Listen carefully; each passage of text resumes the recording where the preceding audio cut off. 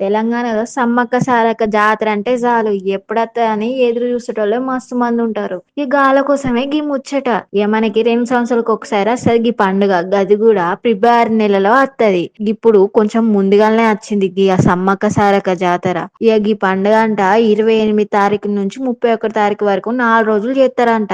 ఇక 4 రోజులల్లా ఒక్కొక్క రోజు ఒక్కొక్కటి చేస్తారంట. ఇక ప్రభుత్వం కూడా 150 కోట్లు ఇచ్చింది.